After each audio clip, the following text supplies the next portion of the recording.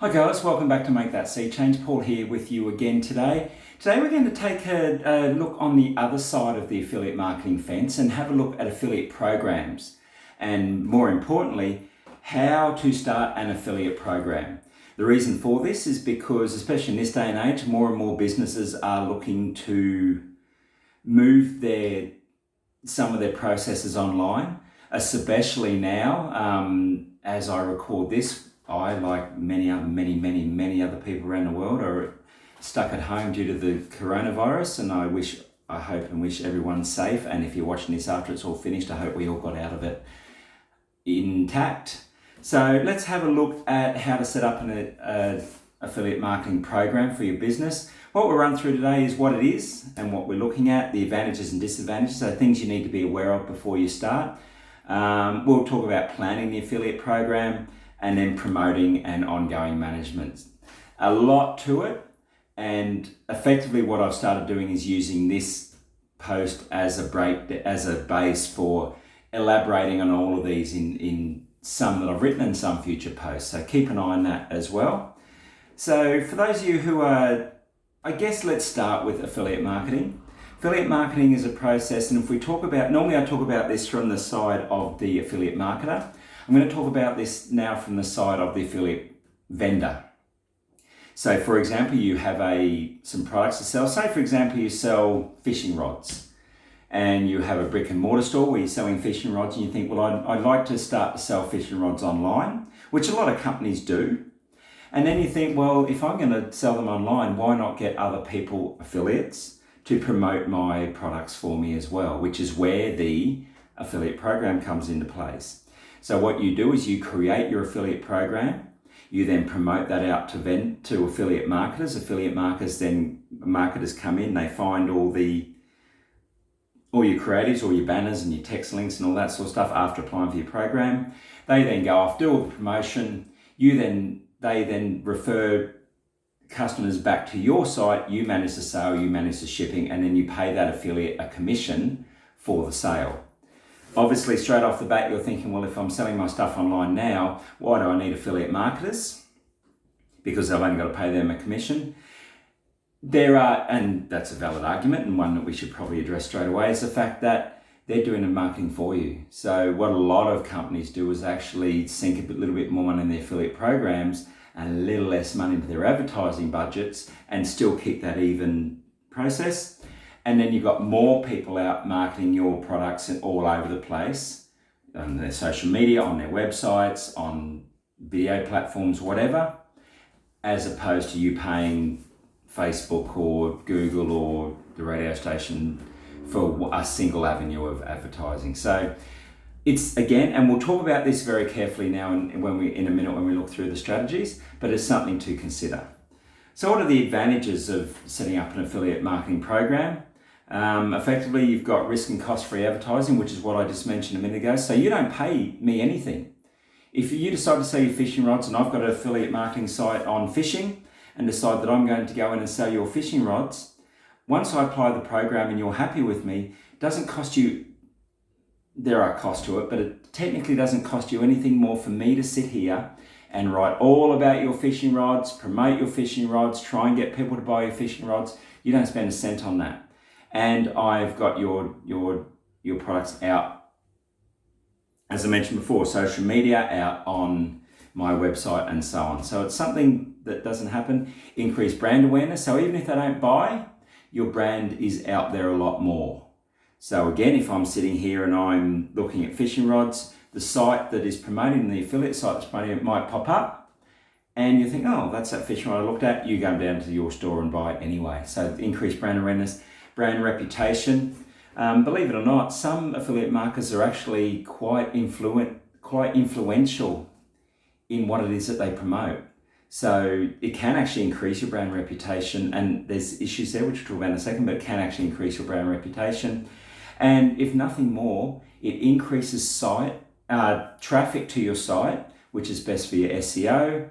Best for, again, the brand recognition. More traffic to your site means the more that your site starts to become predominant around the place anyway.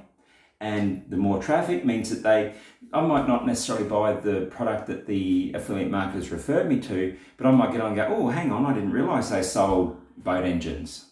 I come to you buy a boat engine basically because I found that information based on what an affiliate marketer has written about something else. So you've got that increased traffic to your site as well. There are some disadvantages to be aware of, and this is probably on the other side of the fence that we just mentioned. Whilst yes, affiliate programs and having affiliate marketers promote your product gives your product more exposure and the like out there, what it also does though is it also opens you up to the risk of you can't control what they say. Some affiliates will go rogue and actually try and join programs purely so they can play one off against the other. They might get a better deal at one, so they'll say your product's not as good to try and sell this other one, which gives them a high commission. Things like that happen, unfortunately. And also you can't really control where they put your brand. We'll talk about your rules and regulations of your product, of your program in a minute, and that's trying to mitigate some of those risks. They're not huge risks, but they are there. And management can be costly. I mentioned a minute ago that it's good because it's free for me, but you have got running costs. You've got affiliate program costs. You've got maybe subscribing to some affiliate software. You may have extra costs of creating your creatives, rules, etc., especially if you need to hire an affiliate program manager. There's a whole new wage and a whole new FTE sitting on your budget. And you've also got then things like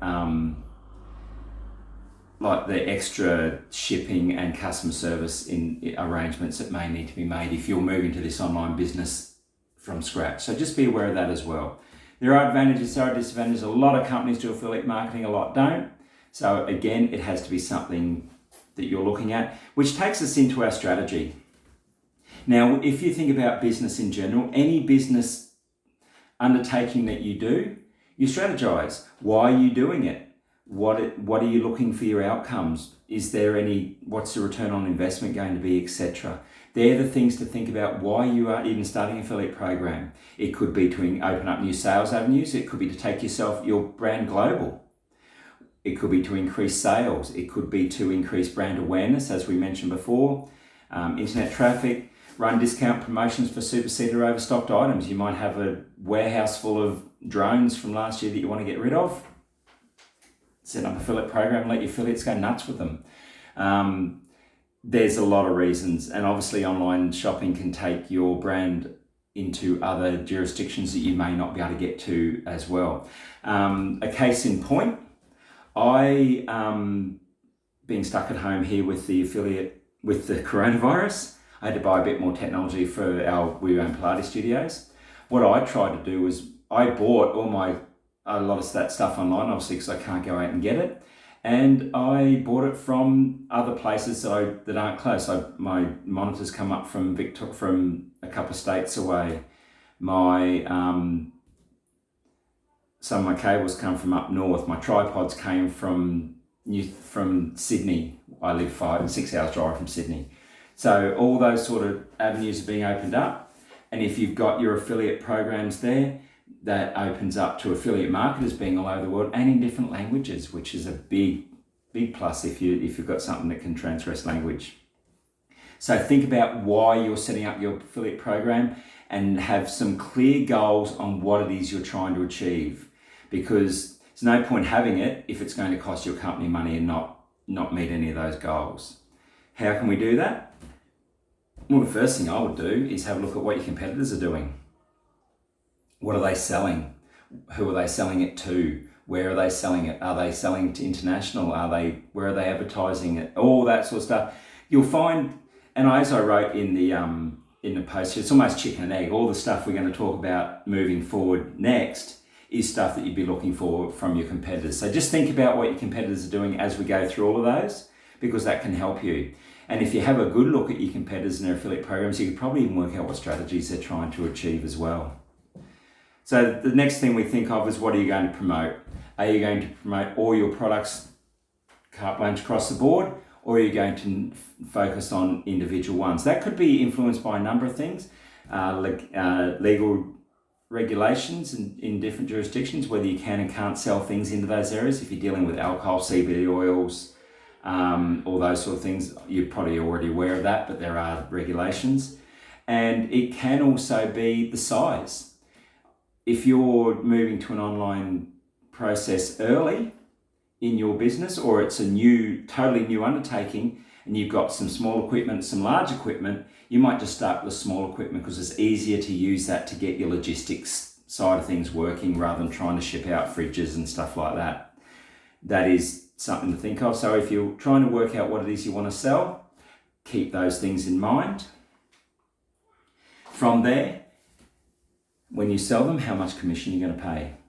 If you pay too little, then you won't get the affiliate marketers. If you pay too much, then you're not going to get your return on investment, and you're probably not going to reach the strategic goals that you're looking for in the first place. So think about your commission. You might be able to, obviously when you put a product into a bricks and mortar store, you have got overheads. So you've got shop assistants, you've got rent, you've got electricity, all that sort of stuff. If you've already got the warehouse there, putting something online means you might be able to take out some of those overheads. Some of those overheads might then be able to become your commission amounts and things like that.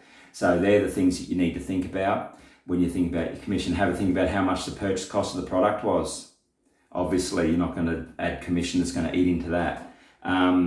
Predict the sales figures. So if you are trying to move superseded products, and it might just be a tax write-off to get rid of it anyway, you might add a large commission to that just to prompt or entice affiliate marketers to try and get rid of them for you. And what are your competitors doing? How much are they selling them for? So if they're selling something for $20, you might be able to sell it for $19 and pay 1% less commission. It can work because the affiliate marketers might know that they can undercut something else, so they might have a bit more leverage there, but their payoff is less commission. Just think about what you want to pay, how you can take money from or save money elsewhere with your online processes, keeping in mind you've got shipping and the like as well. Some affiliate programs add shipping to it. Some people just incorporate that in the price. Depends on how you want to work. And obviously just make sure that it is not going to cost you money. There's no point in having it if it's going to cost you money. Now, the next thing we want to talk about is our program policies and rules. There's quite a lot to this, and it is something that I will split into a different post. The things to think about is the cookie length. So how long are you going to allow affiliate referees to keep coming back to your program before they purchase? There's different rules of thought here. Some will say that if they don't purchase in 24 hours, they're not going to anyway. Some will say, especially on the items, they might like to think about it, or they're looking for their next purchase. So especially if it's something that has a shelf life. If you've got something that you know only lasts 3 months and then they're going to keep coming back, it might be worthwhile giving the affiliates a long cookie, meaning that anyone that they've referred comes back to your store every time within 3 months, that affiliate makes a commission on that. It could be worthwhile for you. Payment terms. A lot of times affiliate programs will not pay out their commissions until the affiliates reach the $50 threshold or something. That just helps with your cash flow and helps with your forecasting. Think about when you want to pay your commissions. You leave it too long, you won't get affiliates. Now this next one is huge, and I'm going to read a lot of this from the article because I want to make sure that we've got it right. These are the areas that we work on to mitigate those risks we talked about before, as in if people are going to be looking at how they put your logos, where they put your logos, how they market, with your promotional methods that you allow. Think about how they can use your logos, pictures and content.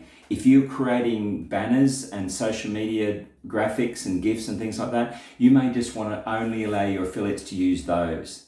That way you can control the narrative of what's on those banners, and they're not using your logos in areas that you may not necessarily like. And some affiliate marketers are a little bit underhanded and will actually set up your logo on their site to make it look like they are your site. So you need to be very careful of that. You need to check out where they can promote. Can they go to coupon websites, which can devalue your brand a little bit? Social media, can they go on social media? Can they use email lists? So can they directly email their email lists and tell them about your product with links on there? Can they use paid advertising? So can I go onto Facebook and pay for an ad or pay to advertise my post, which is directly about your product? They're the things to think about, because they're the things that can affect how your brand looks and how your brand's controlled. Obviously, you're not going to let them use your, well, hopefully, if you're in that niche, you might, but if generally you're not going to allow people to advertise on offensive adult websites, websites based aimed at children, those sort of things. So you need to be very clear and specific about where they can and can't put that information. Negative commentary is an interesting one. Obviously, you don't want your affiliate marketers getting on there and doing what I mentioned before, where they play two brands off against each other. So they join your program just in case, but they review both. This one's great. This one's okay. Here's a link to it if that's what you think. And they're sort of not talking yours up as much as others. Some affiliate programs actually ban all negative comments. So even if they're doing reviews, they can't do a pros and cons. I'd probably recommend against that, because people see through that. If it's a well-rounded review with the pros and cons, it gives people a good idea, and people will still buy. Not every product does everything. So if you've got for example, if you're selling televisions, you might have a smart TV, you might have the 4K smart TV, you might have the 4K, and there's 8K TVs out now as well. So if I'm an affiliate marketer and I'm discussing your base model TV, the pros, it's good picture quality, smart TV functions work, Wi-Fi's good. Cons, doesn't have this, doesn't have that, doesn't have that. If you want that, click here, and then they can refer you to your next higher up model. So think about that before you ban negative comments. But obviously, if they're getting on there and just slating your products, you'll need to ban them. And think about how you're going to allow affiliates into the program. If you have a look go into my site and have a look at any of on the menu up the top, there's a menu for affiliate program. Let's go into there, just click on the first one, look through all the programs I've reviewed there, and you'll see that I've often put in there what you need to do to apply. It might just be personal website information, it might be personal and website information, social media pages, and how you plan to promote the product. It might be traffic levels. The reason for that is when people apply, you then go and look at their website, you go and look at their social media. Social media, if they're trying to promote in their own social media and there's pictures of them on the weekend drunk or breaking the law, or doing things that don't really resonate with your brand, you might not want them putting your brand onto that social media. So think about what you want out of your affiliates as they apply. Just as you want to make sure you can attract them, you also want to make sure that you're getting affiliates that are really going to make your brand sing. Okay, next thing we need to look at is tracking. Different things, but how you're going to track it. What are you going to track? Obviously, we want to track against the strategies we've looked at before. I have written a post on 6 steps to manage affiliate programs. Have a look for that. It talks all about tracking. Haven't got much of that in here, but you do need to think of what you're going to keep an eye on. Once you've got all that planned and you set it all up, how are we going to promote it? So you can set it up yourself, or you can go through an affiliate network. Affiliate program networks, they work as intermediaries between the affiliate program owners and the affiliate marketers. They'll help you set up your program. They will give you all the tools, tracking, reporting, and so on. They'll help you with a lot of the stuff that we've mentioned so far, so your rules. They'll help you with commission rates and the like. The advantages is they do all that, as I say, and they're where the affiliates go to look for programs. So if you want to attract affiliates, go there. Disadvantages is they have quite high initial costs, because what they do is, if you're got the point where you're going to pay out affiliate commissions, those programs actually pay out a commission. So what they want from you is a lump sum kitty to pay the commissions from. So they might have to say, okay, well, you're selling fishing rods at $100 a pop, your commission rate's 5%, so it's at 5%, $5 a pop, $5 commission. You're looking to sell 100 rods a week, that's $500 a week. You're going to give me $5,000 to cover the month, just to make sure we cover everything. It could be $10,000, it could be $20,000 based on sales. So your upfront costs are high, and they take a cut of your commission obviously as well. They do provide a good service. There's lots of different options there. I've listed in the post. From there, you go to self-managed programs. Now, self-managed programs is where you do it yourself. So all those things we talked about before, you need to manage yourself. There are some good software programs to help you with that as well. So you've got Partnerize, Tunes, Reversion, Lead Dino, etc. So you need to go out and purchase those programs, and then you can set up your program yourself. And obviously there you haven't got the upfront payment required. You've got greater control over affiliate structures and the like. But you need to set it up, and there's a greater administrative burden to manage all those processes. And then you've got ongoing management. So the ongoing management,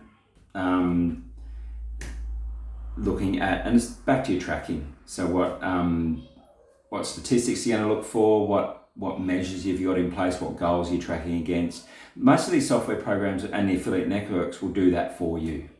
So think about that and think about how you want that to run. Okay, how to start an affiliate marketing program for your business. So basically determine what your needs and expected outcomes are, plan the details of the programs, choose a method in which you can set up and manage the program. So network, sorry, that's my son yelling in the background. He's doing his online schoolwork, so he's quite excited. Choose a method in which to set up and manage the program, and keep an eye on it and tweak it as necessary. Okay guys, hope that was helpful for you. If you have any questions, please comment below, and I would love to answer any questions you have. If you're watching this video on YouTube, please like and subscribe to my channel. As I said, if you're watching this within the program, comment below any questions, any comments, any feedback. Would love to help you out. Hope that was helpful guys, and talk to you soon. Bye.